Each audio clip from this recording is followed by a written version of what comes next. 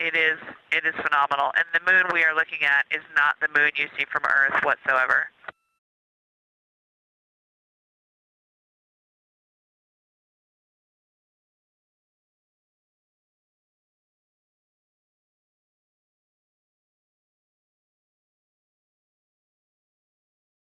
Boy, I'm loving the Terminator. I think I know it's not purely a moon feature, but what it does to the features of the moon, to the terrain, I've probably spent the most time describing into my recordings and thinking about and looking at the Terminator.